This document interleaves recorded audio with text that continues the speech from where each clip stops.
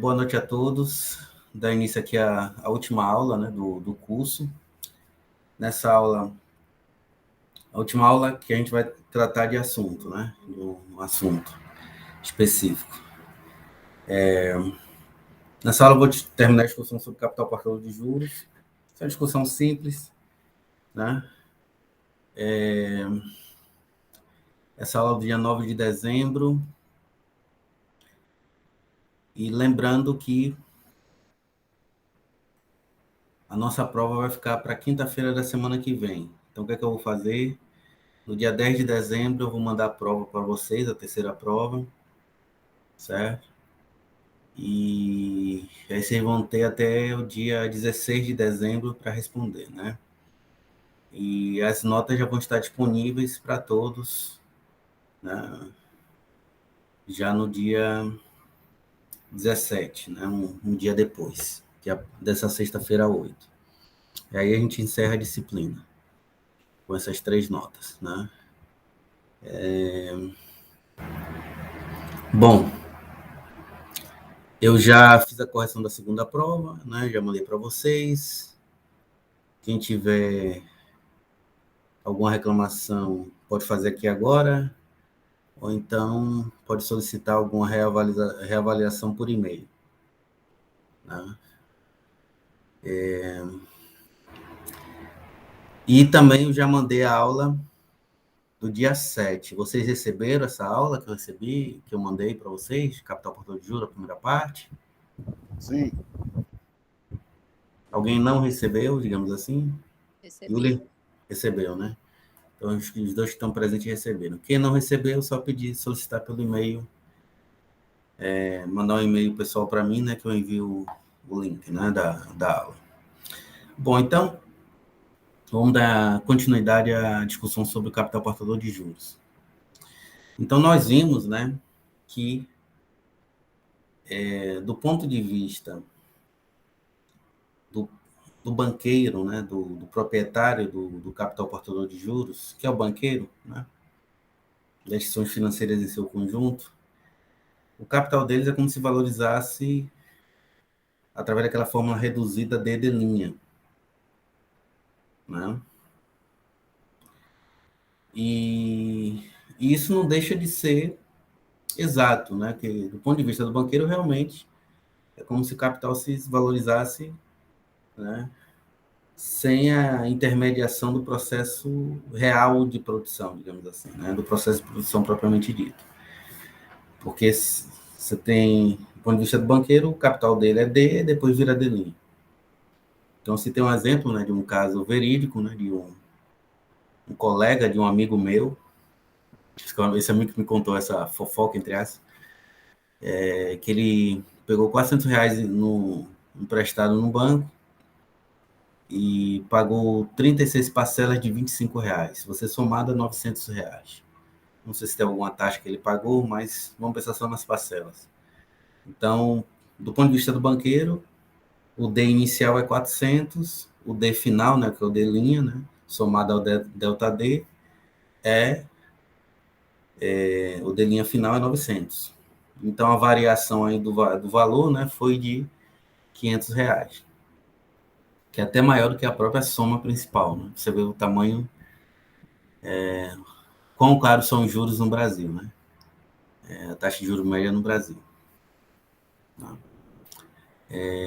Pois bem, e aí a gente se pergunta, né? Bom,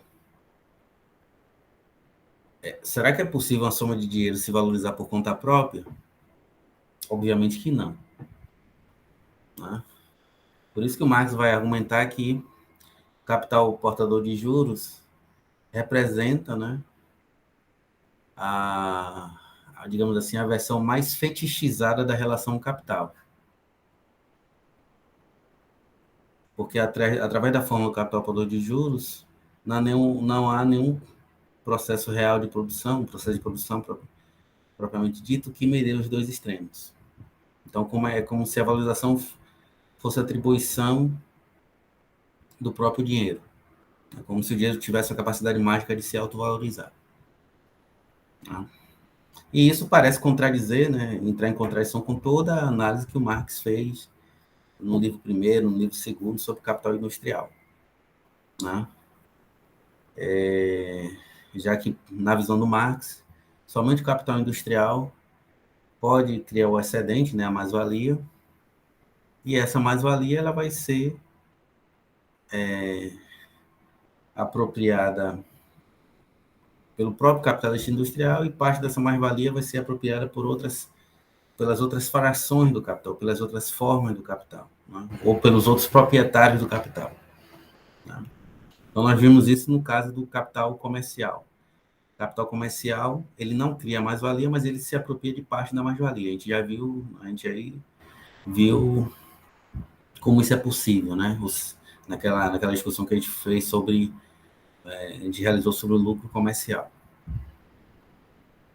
E no caso do capital portador de juros, né? Bom, para desvendar nesse mistério, digamos assim, esse enigma, né, teórico, digamos assim, o Marx ele vai manter, né, a sua posição de que toda mais-valia criada na produção, né, o comércio nas finanças não se cria mais-valia, não se gera mais-valia, né, são formas improdutivas do capital, produtiva no sentido que não gera o excedente, né, que não cria o excedente. Então, como é que ele vai explicar a origem do juro? Né? A origem do juro. E no caso aqui, né, como explicar, com base no exemplo que eu citei para vocês, esses 500 a mais aí? Né? Como é que é possível explicar esses 500 a mais? Bom, se o dinheiro não tem capacidade de gerar filhotinhos, né,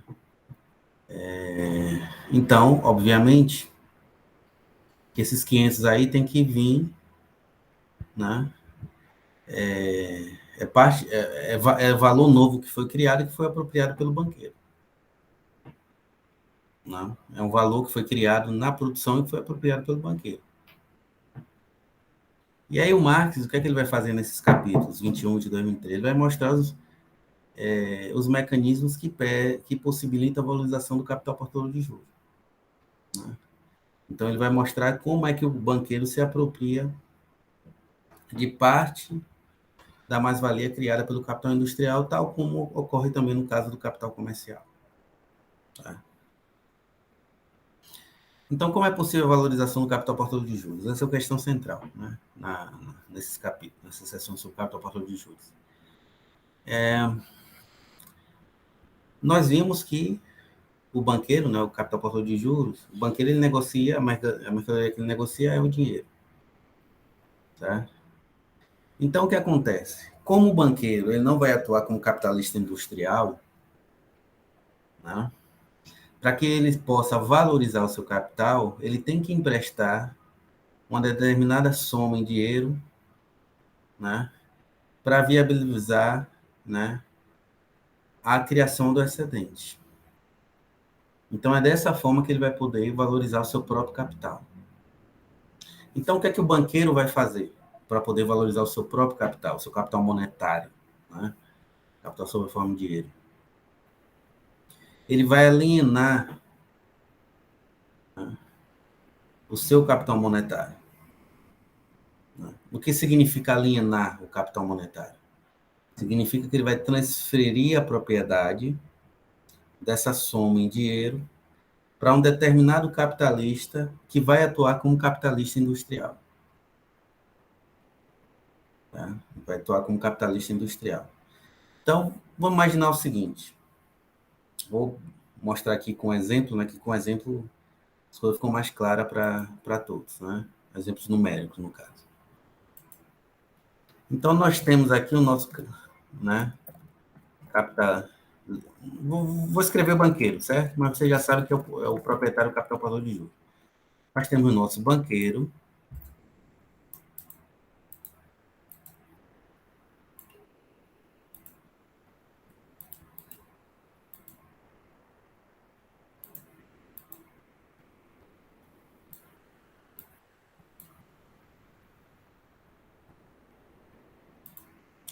nós temos o nosso banqueiro. E esse banqueiro é proprietário dessa soma em dinheiro aqui, ó, 100 mil reais. E o banqueiro ele não quer pegar esses 100 mil reais e consumir toda essa soma de dinheiro improdutivamente, comprar carro, fazer viagens internacionais, enfim, comprar vinhos caros, etc. O que é que ele quer fazer com essa soma em dinheiro? Ele quer valorizar essa soma em dinheiro aí, né? Essa magnitude, né?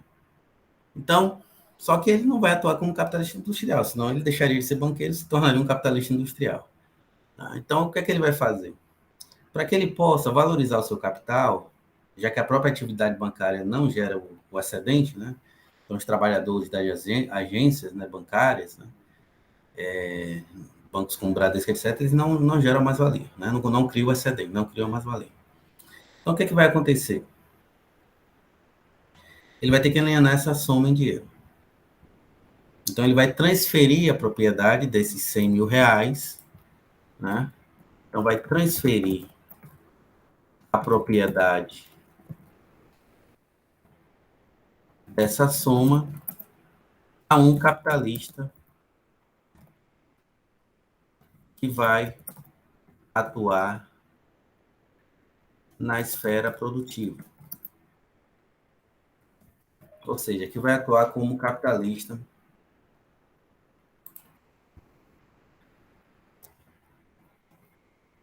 industrial. Então, vou chamar esse capitalista aqui de capitalista B, né? E o nosso banqueiro é o capitalista A. Então, esse capitalista B, de posse desses 100 mil reais, né? O que é que ele tem que fazer para transformar esse capital, essa soma em dinheiro, em capital? Né? O que é que ele tem que fazer? Ele tem que transformar nos elementos da produção. Que é aquele primeiro ciclo lá do capital industrial que vocês estão lembrados. Ou seja, ele tem que comprar meio de produção e força de trabalho. Certo? Comprar meio de produção e força de trabalho. Então, ele vai contratar trabalhadores, certo? E vai comprar máquinas, equipamentos, matérias-primas, matérias auxiliares para viabilizar a produção, por exemplo, de canetas, certo? Canetas. Vamos imaginar o seguinte, que a taxa de lucro média do setor, você já sabe que a taxa de lucro média, né? Seja de 15%. Certo? Então, ele vai produzir, né? Então, esse 100 mil vai virar o quê? Vai virar, por um lado, força de trabalho, por outro, meio de produção. Certo? E aí você vai ter uma paralisação nesse ciclo do capital. Depois vai virar o M', né? O resultado vai ser o M', a mercadoria produzida, que são as canetas. Tem entre parênteses aqui, canetas. Né? É o nosso M'.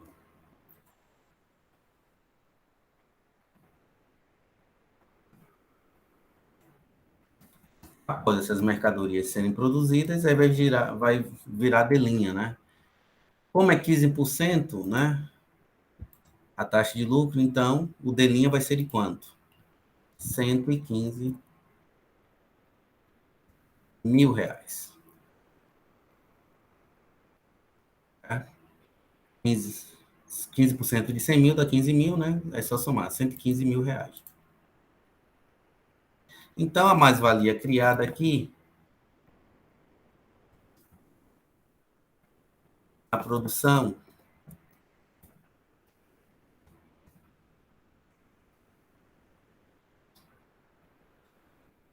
eu estou projetando. Vocês estão observando aqui, não estão?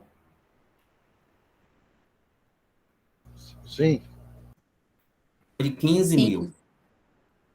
Foi de 15 mil.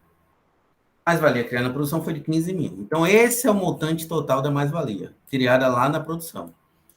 Esses 15 mil não foram criados no Banco lá Bradesco, no HSBC ou no Itaú, tá bom? Ou no Santander. Foi criado na produção de canetas, por exemplo, canetas da BIC. Tá? Então, o proprietário dessa empresa pegou 100 mil reais, né, emprestados, deu, né, origem ao ciclo do seu capital, né, deu início ao ciclo do seu capital industrial, então comprou o meio de produção fosse trabalho, somatório da soma dessa compra deu 100 mil, certo? E aí produziu canetas, né? Você tem uma paralisação no ciclo desse capital, dando origem ao capital produtivo, aquilo tudo que a gente já aprendeu. E aí o resultado foi o quê? Do processo produtivo? Foram as canetas produzidas, que é o M', certo? É o M'. Após a venda dessas canetas, vamos eliminar a figura aqui do capitalista comercial, tá bom? Após a, a venda dessas canetas, ele obteve 115 mil, certo? Ele obteve 115 mil. A pergunta é o seguinte: desses 15 mil, ele vai se apropriar integralmente do capitalista industrial, desses 15 mil? Não. E por que não? Primeiro que esse capital monetário não pertence a ele. Né? Se não pertence, ele tem que pegar emprestado. E se ele pega emprestado, né?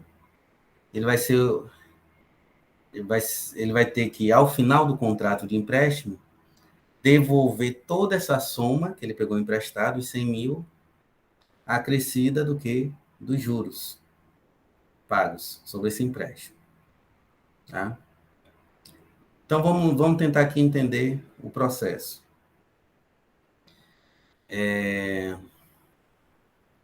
Vamos imaginar que a taxa de juros aqui foi de 4,5%, certo?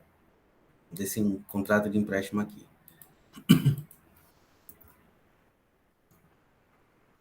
Então, taxa de juros, o I, né?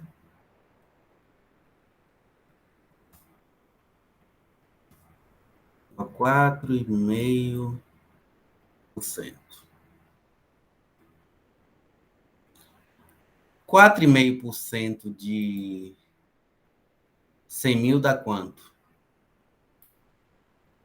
Então, vou multiplicar aqui por 100 mil, tá bom?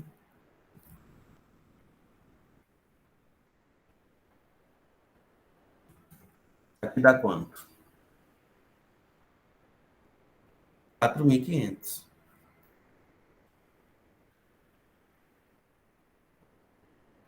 4.500 reais. Então, o que acontece? O que acontece? Dessa mais-valia produzida, do total dessa mais-valia produzida, né? Os 15 mil, 4.500 pertencem ao banqueiro, ou vai ser apropriada pelo banqueiro. E 10.500 vai ser apropriada pelo proprietário da empresa de canetas. Né? A empresa de canetas. Ou seja, a mais-valia criada na produção, mas ela é repartida, né? Ela é repartida entre o capitalista industrial e o banqueiro. Então, como a taxa de juros é de 4.500, então a parte da mais-valia, daquela mais-valia total de 15 mil, que corresponde, né, que vai ser apropriada pelo banqueiro, é igual a 4.500. E o restante, né, já que a hipótese aqui que não existe a figura do capitalista comercial, senão ele teria também que repartir do capitalista comercial, né, e a gente já sabe como seria feita essa repartição, tá? Já aprendeu como é que é calculado o lucro comercial. Os outros 10.500, na hipótese da inexistência do capitalista comercial, vai ser apropriado por quem? Pelo capitalista industrial. Vai ser o lucro industrial. Tá? Então, vejam, a parte da mais-valia que vai caber, né, nessa relação aí de empréstimo, né, entre capitalista industrial e banqueiro, a parte da mais-valia que cabe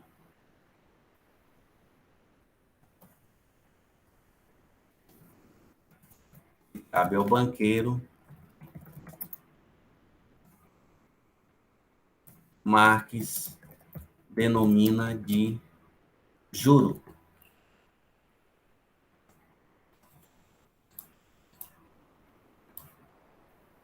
Juro.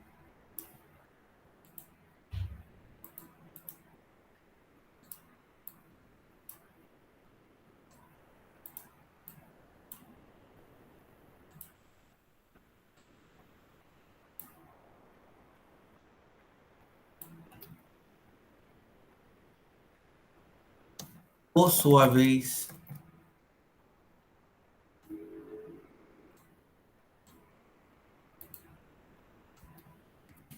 a parte da mais-valia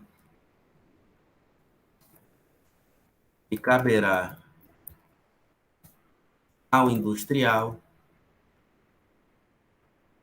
é denominada de lucro industrial. Tá? É denominada de lucro industrial. Vou botar em vermelho aqui, vocês verem com mais clareza aí na gravação, quando eu mandar para vocês. Tá? Então, o que é o juro? O que é essa categoria econômica? Né? O juro é o rendimento do banqueiro. O juro é o rendimento do banqueiro. Né? Ou a parte do excedente que cabe ao banqueiro, a parte da mais-valia que cabe ao banqueiro é o que o Marx denomina de juro. Né? Então, observem que lucro industrial, né? Lucro comercial e juro no singular, não no plural, no singular, né? São diferentes representações da mais-valia. Né? Então, a mais-valia é o todo. A parte desse todo que cabe ao industrial é chamada de lucro industrial. A parte desse todo que cabe ao comerciante é chamada de lucro comercial. E a parte desse todo que cabe ao banqueiro, né? A parte do excedente que cabe ao banqueiro é chamada por Marx de juro, no singular, não é no plural. Certo? Então, o juro é uma categoria econômica importante e denota o quê? A parte do excedente que vai caber ao proprietário do capital portador de juros. Né? Ou seja, aos proprietários das instituições financeiras. Tá? E a taxa de juros, professor? Eu falei do juro, né? Que é o rendimento, que é o montante global, né? Que dá mais valia que vai caber ao banqueiro. E a taxa de juros? A taxa de juros, né? Ela vai, ela é um, como toda taxa, né? Um percentual, né? É uma taxa que vai determinar a parte, o montante da mais-valia que vai caber ao banqueiro. Então, o que significa, professor?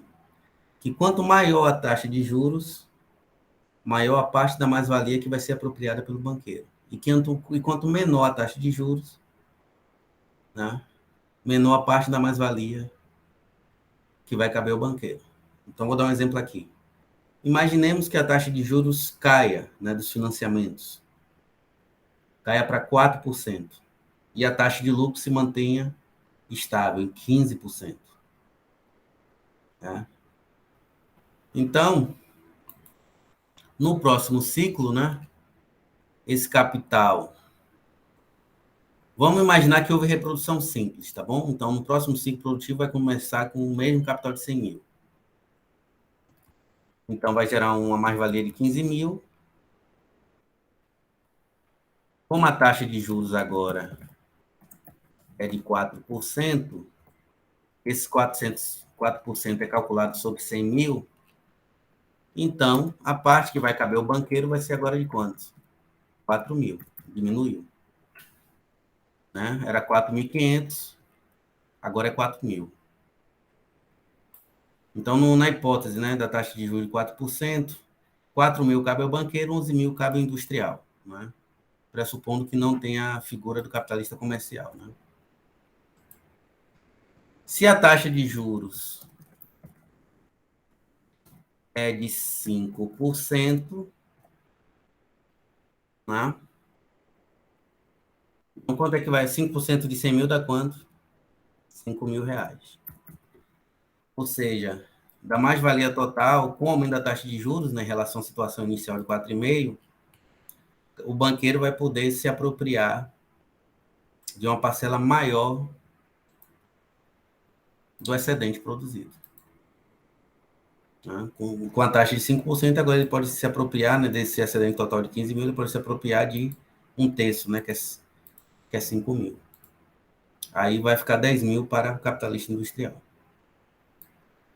Tá? Então, a taxa de juros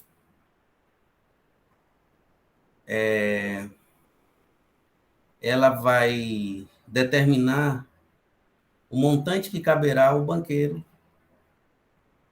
do total do excedente produzido. Quanto maior a taxa de juros, maior a parcela dessa mais-valia apropriada pelo banqueiro. Quanto menor a taxa de juros, menor a parcela da mais-valia apropriada pelo banqueiro. Tá? E o que é que nos mostra também essa discussão aqui? Que a taxa de juros, ela nunca pode crescer, né? Ela nunca pode se situar no patamar superior à taxa de lucro, sobre risco de inviabilizar os investimentos industriais. Então, vou dar um exemplo, né? Nós vimos aqui que a taxa média de lucro é de quantos por cento? 15%. Tá? Se a taxa de juros fosse de 14%, 15%, não ia ter nenhum industrial ia pegar esse dinheiro emprestado. Por exemplo, se fosse 14%, dos 15 mil gerados lá na produção, 14 mil ia para o banqueiro. E o industrial ficaria apenas com R$ 1.000.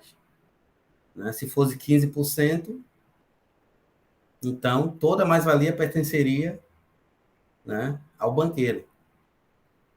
Né? Se a taxa de juros fosse de 15% também. E se fosse superior, né, a 15%, então a mais-valia não seria a mais-valia produzida não seria suficiente para, né, ressarcir o banqueiro, né, para que o banqueiro recuperasse o seu capital acrescido dos juros do empréstimo. Tá? Então vejam que há um limite, né? Há um limite para o crescimento da taxa de juros. A taxa de juros nunca pode ultrapassar certo patamar, sob pena de inviabilizar os investimentos na indústria. Né? E isso adquire uma importância, né, cada vez maior, principalmente, né, com o advento do capitalismo monopolista, né, com o surgimento das sociedades por ações, que é o que eu falo lá no meu vídeo, que eu mandei para vocês. Né? Porque como nessas sociedades anônimas, né, como elas sempre se utilizam de capital de terceiros, né, através da venda de ações ao público, né, os juros desses empréstimos, desses financiamentos, ele nunca pode ultrapassar certo patamar, senão isso tende ao quê? A inviabilizar os investimentos na produção, os investimentos produtivos. né? É um pouco a situação no Brasil de hoje, né? É um pouco a situação no Brasil de hoje, né?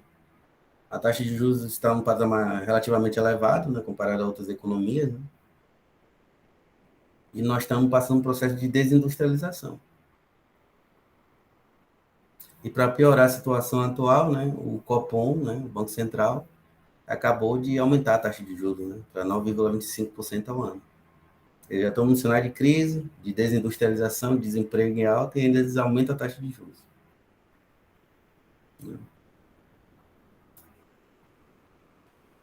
Então, a crise nas atividades produtivas tende a se aprofundar, né, na nossa economia, né, com esse receituário, né, neoliberal, né, ajuste fiscal, etc. Né? Então, a crise econômica tende a se aprofundar. Né? Bom, dúvidas, questionamentos. Ficou claro a discussão aqui desenvolvida do que é o juro, do que é a categoria econômica, o juro? Né? Ficou claro como é que o banqueiro se apropria de parte da mais-valia? Queria saber esse feedback aí da parte de vocês. Ou querem fazer algum comentário, alguma discussão, enfim. Eu tenho uma pergunta. Existe um mecanismo, como Marx fala da equalização da taxa de juros, ou da taxa de lucro, a equalização da taxa de lucro geral, e quando o capital comercial participa desse processo, é o mecanismo de calcular o juro comercial industrial. Existe algum na obra, ainda não li ainda, professor. Eu estou perguntando se existe um mecanismo que, que indica ou que organiza como seria a taxa de juros, ou essa taxa de juros eu acredito que não. É realizada ad hoc, como, por exemplo, o pessoal aí do Banco Central, aí o Copom, etc. Como é que teoricamente, é constituída essa taxa de juros? A pergunta é mais É a chamada taxa natural de juros, né? Então, veja bem, eu não vou eu vou me reportar o que o Marx falou, né? Porque essa discussão da Selic, etc., é uma coisa mais atual, né? Obviamente. Certo? certo, é isso. Né? Mas vejam, no que tange ao Marx, né? A taxa de juros, né, que vai figurar, né, em determinado contexto, ela vai depender da situação no mercado monetário. Ou seja, das pessoas que demandam o dinheiro, né, dos agentes que demandam e dos agentes que ofertam dinheiro. Certo? Então, depende da interação entre a demanda e a oferta no mercado monetário. Né? Então, vejam, a taxa de juros tende a oscilar em função, né, da demanda, das alterações na demanda e oferta nos diferentes mercados de capitais, mercados financeiros, etc., no mercado monetário. Ok? Então, o que acontece? O lucro, ele vai atingir, a taxa de juros, ela vai, né, atingir um patamar natural, digamos assim, quando a oferta monetária for igual à demanda por dinheiro. Quando elas se equilibrarem, certo? Quando elas se equilibrarem. Aí você vai, né, chegar a um nível natural da taxa de juros, digamos assim. Mas se houver sempre oscilações de um ou de outro, da oferta da demanda por moeda, né, por dinheiro, então isso vai se refletir em variações da taxa de juros. Mas o que é que ocorre, né? A taxa de juros ela tende a se elevar quando a demanda supera a oferta de dinheiro. Tem muita gente demandando dinheiro e a oferta é pouca, certo? E o contrário, e no caso contrário, você vai ter uma queda da taxa de juros, ou seja, muita oferta de dinheiro, oferta superior à demanda, né? Por moeda, né? Quando eu falo moeda, é dinheiro, tá? a demanda por moeda. Então, quando você tem uma oferta abundante de moeda, a taxa de juros tende a cair. Abundante em relação à demanda, né, no caso. Aí, isso é importante, Alô, para entender por que, a taxa de juros é tão elevada nos países subdesenvolvidos como o Brasil e nos países desenvolvidos como o Japão, os Estados Unidos, chega a ser negativa, né? Porque é o seguinte, nesses países desenvolvidos, eles têm o quê? Excesso de capital, né? Você tem capital monetário em excesso, podendo ser, né? Como é que se diz? Você tem uma oferta monetária abundante, uma oferta de dinheiro abundante nos países desenvolvidos, né? Em função da superprodução de capital nesses países, né?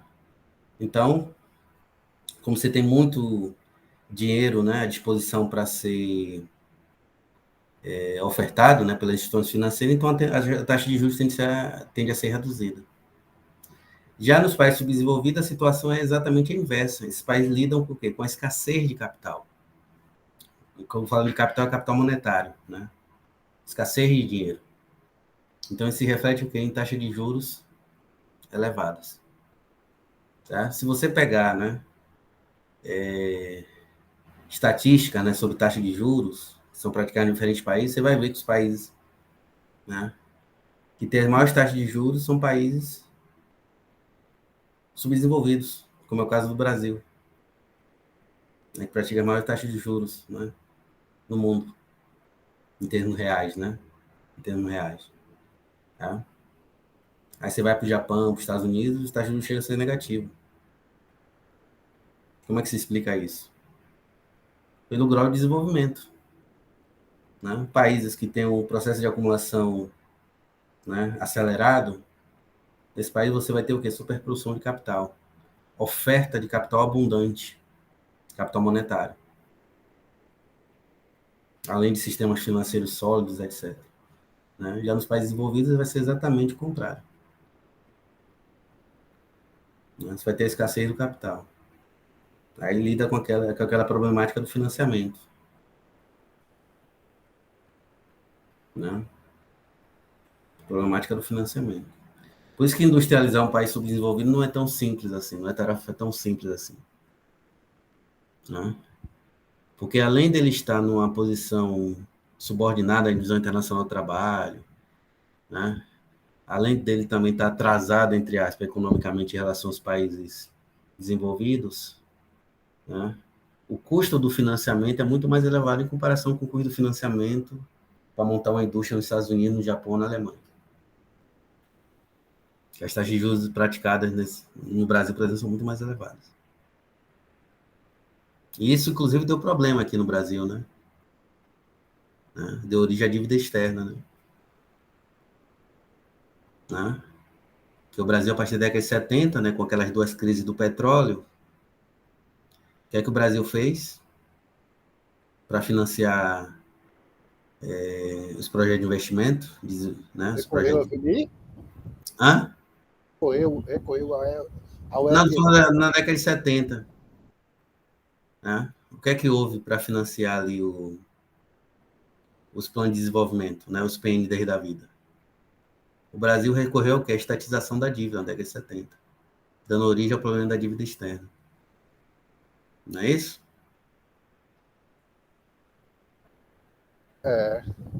Problemas, né? Exatamente. Porque houve escassez de capital, né, em função dessas duas crises do petróleo, né, da década de 70, não é isso? Então, o país, para continuar tocando, né, os projetos, né, os projetos industriais da época, teve que recorrer ao quê? À dívida pública, ao financiamento mediante, né, emissão de dívida pública. Tá? É que deu origem depois da crise da dívida, no início da década de 80. Mas em relação à sua pergunta, né, é a dinâmica do mercado monetário que vai determinar o nível da taxa de juros. A taxa de juros pode flutuar em função das oscilações nesses mercados, né? da demanda e oferta desses mercados. Mercado de dinheiro, digamos assim, né? Mercado de dinheiro. O problema da nossa economia, né, é que o capital é escasso. Então, as taxas de juros têm que ser elevadas, inviabilizando os investimentos industriais, né? Investimento na indústria. Eu sei que talvez extrapole o tema em relação a Marx mesmo, mas talvez até relacione. Interessante o caso enigmático da China após a Revolução Cultural e a ascensão de Deng Xiaoping e a política que ele adotou. Ele e os membros do partido lá, né, da sociedade, os dirigentes, vamos dizer assim, adotaram na China e levou a China a ter taxas de desenvolvimento elevadas, vamos dizer assim, em comparação até aos países desenvolvidos e os outros em desenvolvimento. Uhum. É um negócio que merece um pouco de estudo para não falar bobagem, né? É sério aquela questão. Só que a China fez uma revolução, né? A China fez uma revolução no país, né? A China era uma colônia, né? E fez uma revolução e, a partir daí, ela conseguiu se desenvolver, né? A um ritmo acelerado, né? No Brasil, não houve, assim, uma ruptura, né? Como houve na China, né? Não houve uma ruptura, assim. Não houve uma revolução brasileira, entendeu? Então, é um caso um pouco diferente, né? É um caso um pouco diferente. Eu não gosto muito dessa coisa de comparar, né, a estratégia de desenvolvimento da China com o Brasil. Não sei se... Não, porque, no caso da China, a China ela teve uma ruptura completa, né, com o colonialismo, etc. Então, ela estava, digamos assim, os, os obstáculos, né, ao processo de desenvolvimento foram completamente removidos, né, a partir da Revolução Cultural, a partir de Mao Tse Tung. No caso do Brasil foi diferente, né? No caso do Brasil foi diferente. Chegou a haver uma revolução, né, em 30.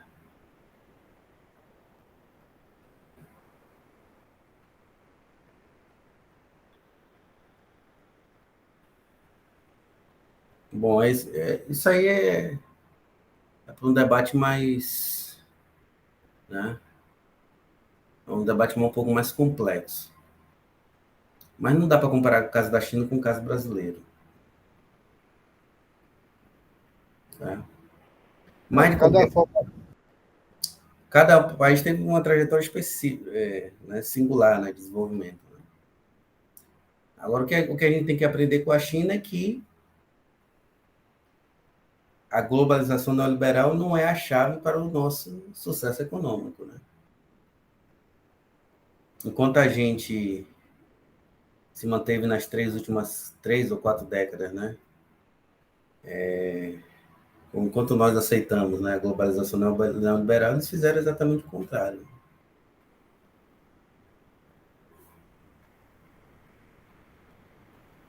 Eles seguiram uma rota totalmente distinta da rota que nós seguimos, né?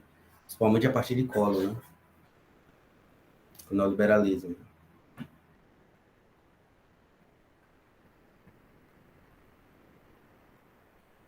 Então, acho que talvez isso explique o sucesso deles, né? E explica o nosso fracasso, o nosso atraso. Desculpem.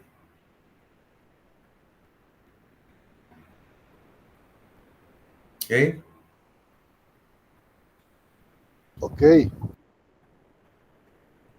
Você tem que pensar que lá, esses países que se desenvolveram economicamente, que anteriormente eram colônia, né, países subdesenvolvidos, foram países que fizeram revolução.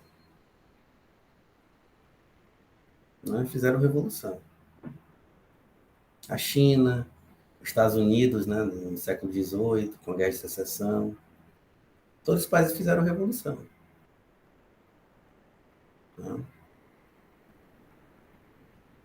A meu ver, também o Brasil precisa de uma revolução, né?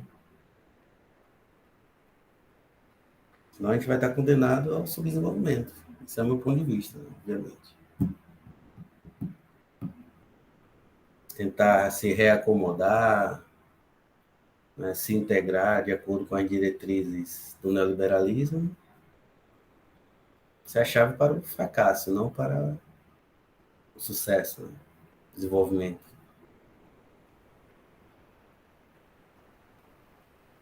A Coreia do Sul também é outro exemplo. Né?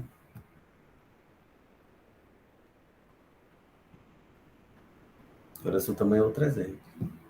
Fez reforma agrária, se industrializou, né?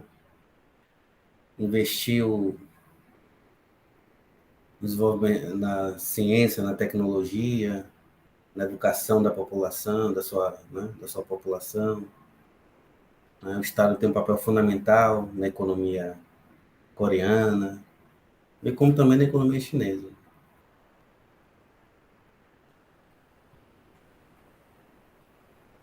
Mas não vou, né, não vou aprofundar não para não sair um pouco aqui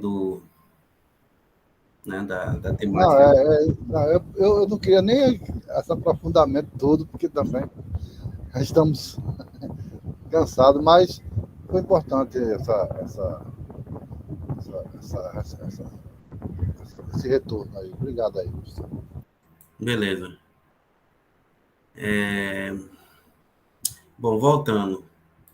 Então, a taxa de juros ela vai ter essa dinâmica, né?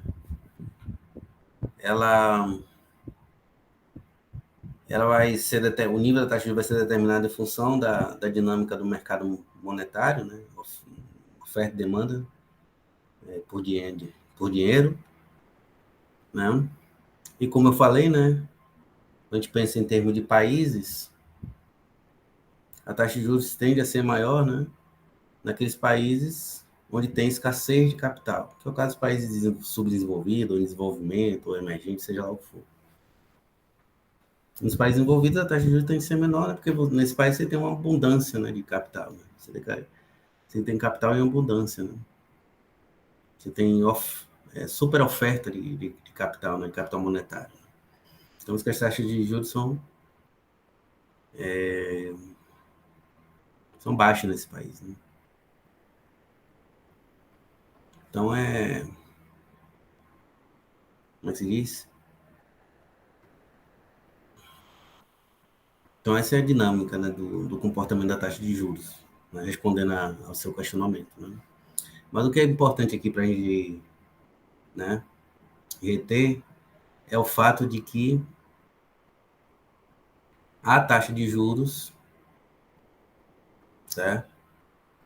O nível da taxa de juros é que vai determinar o montante da mais-valia que vai ser apropriada pelo banqueiro. Quanto maior esse nível, maior a porção da mais-valia apropriada pelo banqueiro. Quanto menor, né, menor a porção da mais-valia, né, parte da mais-valia que vai ser apropriada pelo banqueiro.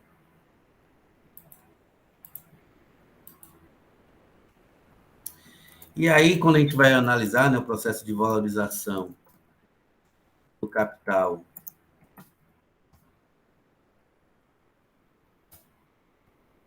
bancário, vai ver que ele vai seguir essa fórmulazinha aqui, ó.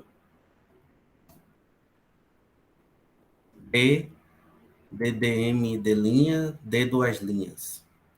Peraí, professor, não entendi nada. Vai ser isso aqui, ó.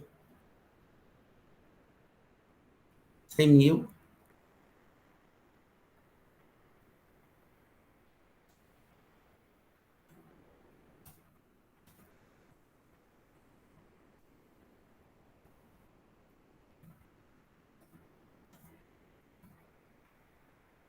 AM,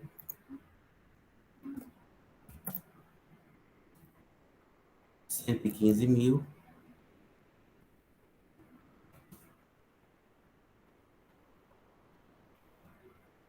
104.500.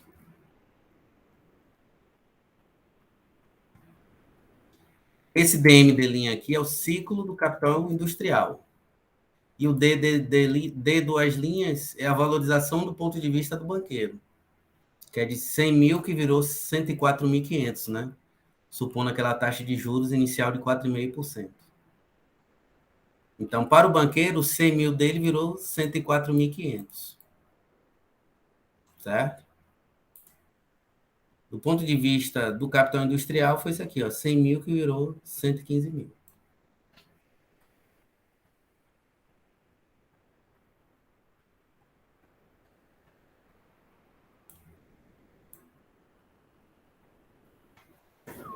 E aí, pessoal?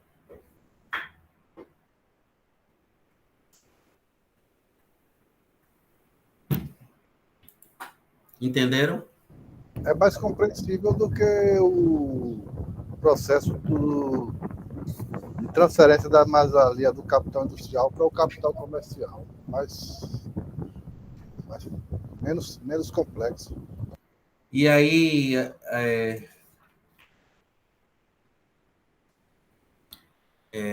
Yuli, deu para entender? Entendi, sim, professor. Ó, no capital, né, no próprio capital, tá assim, ó, não tá D duas linhas não, tá D linha também, tá D linha aqui também. Só que eu botei duas linhas para mostrar aqui, né, aqui é a valorização do ponto de vista do banqueiro. Por isso que eu botei duas linhas, mas lá vocês lendo vai estar D linha só, tá? No capital.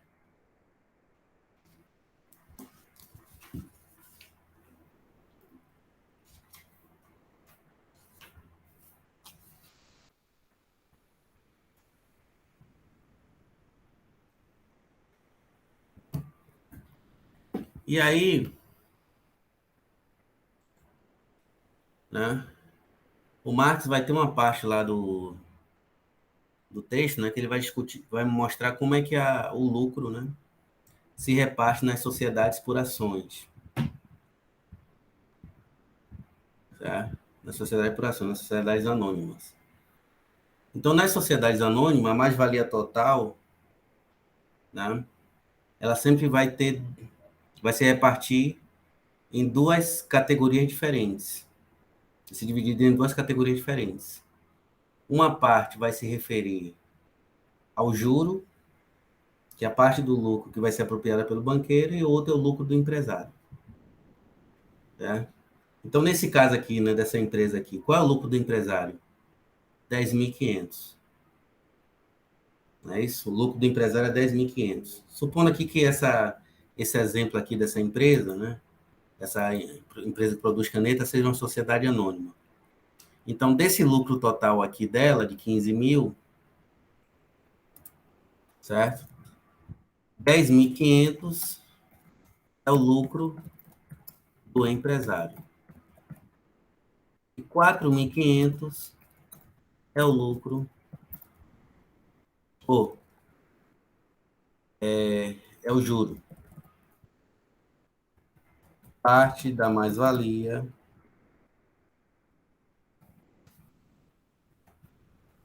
apropriada pelo banqueiro. Essa discussão aqui, pessoal, que o Marx está fazendo, ele está se referindo aos empréstimos que é feito, né, para a indústria em seu conjunto, né, para as empresas industriais no seu conjunto. Só que nós sabemos que, principalmente a partir do século XX, certo? Que os empréstimos para a pessoa física aumentaram consideravelmente. É claro que eles ainda não... Nunca vai ser superior, na verdade, né? Em relação ao empréstimo à pessoa jurídica, né, digamos assim. Até porque vocês devem imaginar que os valores, né, os empréstimos a uma empresa industrial são muito superiores a uma pessoa física, né? Mas nós sabemos, né, que essa modalidade de empréstimo para a pessoa física cresceu em importância, principalmente a partir do século XX, né? Então, hoje, praticamente todo trabalhador tem uma conta corrente. Então, como é que... Essa explicação não está no Capital, mas eu vou explicar para vocês, porque Vocês já tomaram empréstimo para comprar casa, carro, qualquer coisa dessa assim? Sim ou não? Não precisa dizer qual foi o empréstimo. Já fiz algum empréstimo na vida? Sim, sim, sim. E o Uli também? Sim, termina o próximo Não, ano. não precisa dizer não. É só sim ou não. Né? Não é questão pessoal de vocês, tá bom? É só para dizer sim ou não. Eu também já fiz, entendeu? Então, né? Não, não é problema, né? Ninguém é Jeff Bezos para comprar tudo à vista, correto, pessoal? Ninguém é Jeff Bezos ou Elon Musk, né? Então, todos nós somos seres humanos comuns, normais, né? Nós três aqui no caso, e os outros alunos acreditam também, da turma. Pois bem, no caso da pessoa, né, física, que aqui eu estou falando empréstimo é uma pessoa jurídica, né? No termo mais atual, né? Para as empresas, né? No caso da pessoa física, a lógica é a mesma. De onde vai prover aí, de onde vai sair aí a valorização do capital portador de juros? Do rendimento dos assalariados. Ou seja, o banqueiro vai se apropriar de parte dos nossos salários. Né? Lembro lá de Economia Política 1, o valor criado não é somente a mais-valia, que é um valor criado na produção, não. A parte referente ao trabalho pago, né, que é o salário que é pago, também é novo valor criado na produção. Só que é apropriada pelo trabalhador. Tá? Então, o banqueiro vai se apropriar desse valor aí, que corresponde ao salário que a gente recebe. Tá? Então, esse rapaz aí, né, supondo que ele pagou os 3 anos do empréstimo, né, os R$ 25 por mês, então esses 500 aí veio de onde? Do rendimento desse rapaz, que é trabalhador. Né? Então, o banco, todo mês, se apropriava de 25 do salário dele. Todo mês, R$ 25. Né? Todo mês, R$ 25. Tá? Aí, quando você vai somar o todo, né? O banco consegue recuperar o seu capital, né? O capital que ele emprestou, os 400, e ainda obtém esse plus, né? Que é os 500 a mais. Então, quando o Alaô aí, o Olhoio, financia a compra de um imóvel, né? De uma casa, ou de um carro, qualquer outro bem, né? O juro, né? O excedente, né? A valorização dá-se pelo fato de que o banqueiro está se apropriando de parcela do nosso rendimento, né? Do rendimento que nos cabe, que é o nosso salário. Certo? O rendimento que nos cabe, que é o nosso salário. Então, se você compra um carro de 20 mil à vista e paga com essa parcela, você paga 30 mil, depois dos 4, 5 anos de pagamento do carro, esses 10 mil aí, né? Não, vou explicar melhor, né? O carro é 20 mil. Aí você deu uma entrada de 10 mil. Você vai financiar o resto, os 10 mil restantes. Aí vou reformular aqui o exemplo. Desses 10 mil restantes, quando você pagar tudo, vai dar uns 18 mil. Né? Após pagar todas as prestações do automóvel. Então, após você pagar todas as prestações, o banco vai recuperar os 10 mil, né? Que ele lhe emprestou, né? Que ele lhe negociou, né? E ainda vai obter esses 8 mil a mais aí. Né? Supondo que o somatório das parcelas dê 18 mil ao todo. Não é sempre assim, a gente dá uma parcela à vista, né, e financia o resto, né? Então, no financiamento do resto, então, o apartamento é 400 mil, a gente já tem 200 mil, então vai financiar os 200 mil restantes. O banqueiro negocia essa mercadoria com a gente, os 200 mil. Ou no caso do carro aqui de 20 mil, né, que acho que nem tem carro mais de 20 mil hoje em dia no mercado brasileiro, né? Acho que o mínimo é 30 e poucos mil, o mais simples, né?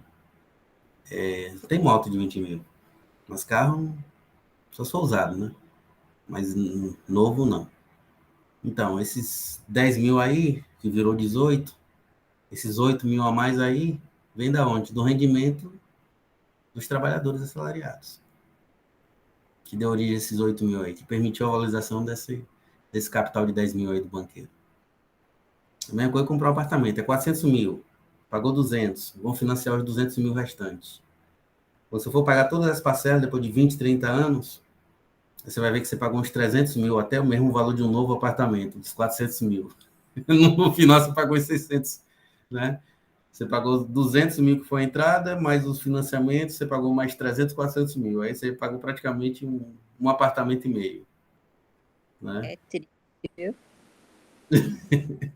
Mas de onde... mas na verdade, não é assim? É triste, você paga o dobro. Você paga o dobro, exatamente. Né? Aí o que é que o banqueiro faz? Ainda mais no Brasil, né, que as taxas de juros são elevadíssimas, né? O que é que acontece? O banqueiro recupera os 200 mil que ele lhe emprestou, né, que ele negociou, né, que é a mercadoria que ele negocia, e o outro restante, ele se apropria valorizando o seu capital de 200 mil.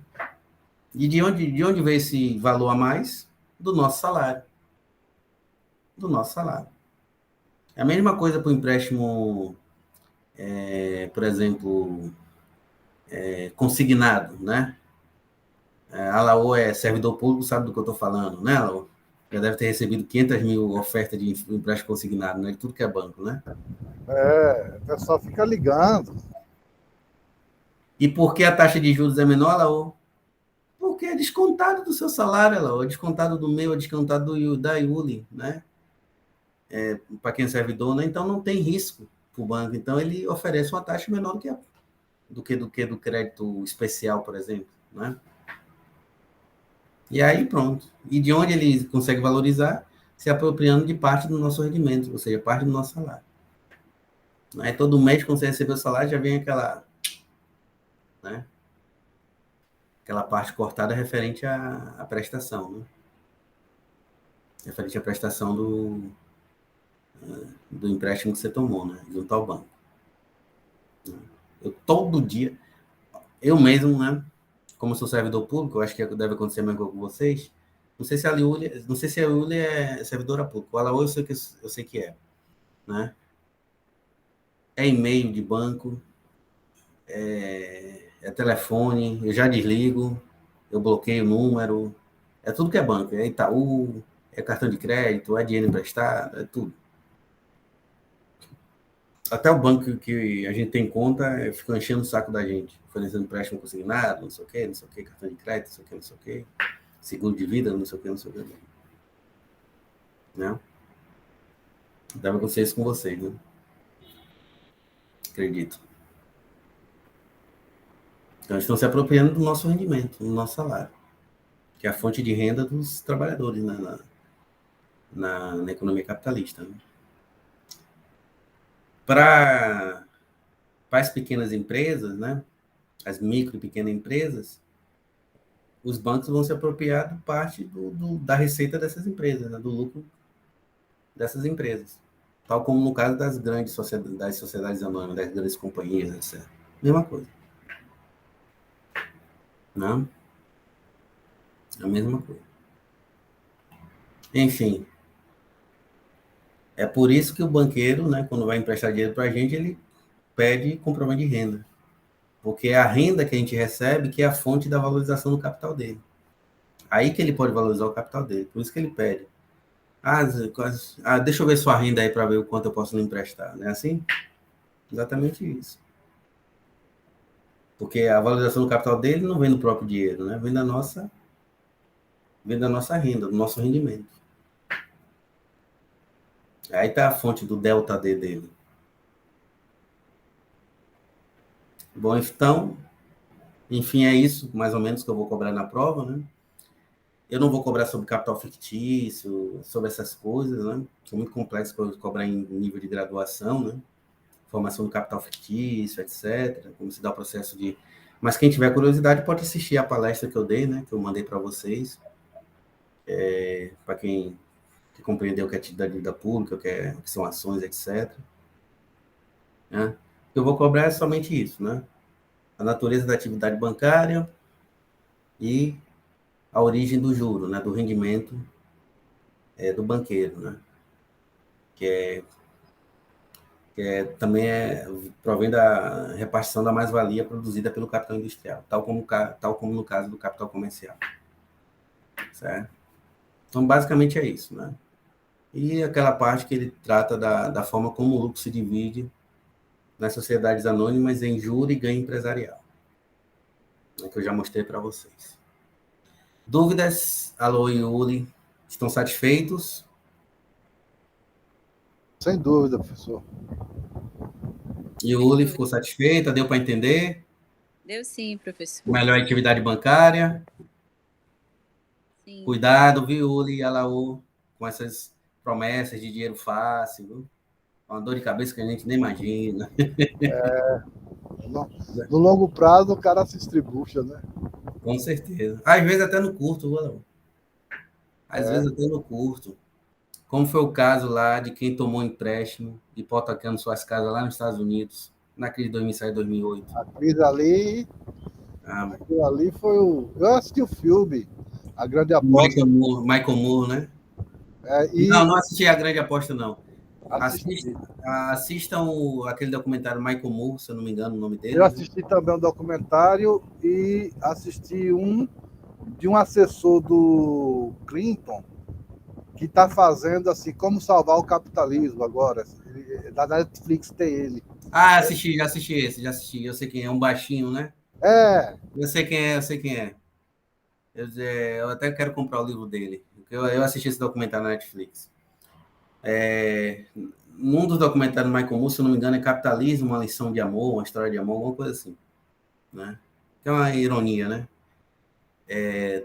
Teve um cidadão norte-americano, trabalhador norte-americano, que ele perdeu o emprego, né?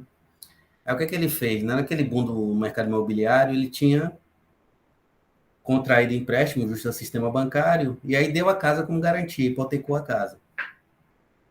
Aí, como ele ficou desempregado, ele não tinha mais condições de pagar os empréstimos, né? Que é os juros, né? Naquele momento, o juros estava elevado. Aí o que aconteceu, né? Ele foi obrigado, né, a devolver a casa ao banco e como ele estava na situação extremamente difícil, né? O banco pagou a ele mesmo, para ele tirar os móveis de dentro da casa. Pagou uma mixaria. Imagine o banco lá, né? Pagou a ele uma mixaria, porque para o banco é melhor, né? Custo menor, né, do que contratar uma empresa para fazer né, o despejo, né? Pagou ele mesmo para ele tirar todos os móveis da casa. Uma mixaria. Michael Moore sem dó e mostrou isso no piedade. documentário. Sem dó e piedade, né? Sem dó e piedade. Dó sem piedade. Você se vê no lugar dele, eu me vi no lugar dele. Imagina eu ter que tirar aqui minha estante e tudo para eu morar num trailer, no meio da rua. Num trailer, né? Desempregado e tudo. Imagina. Eu vejo documentários, esses que a gente assiste, muita gente morando em barraca de camping, Isso. nos becos, assim, nas ruas não principais das grandes cidades. Isso. E o pessoal ainda tem medo que comunista vai tomar a casa dela. É Quando na verdade, engraçado, quem está tomando as casas são os banqueiros. E é não os comunistas. capitalista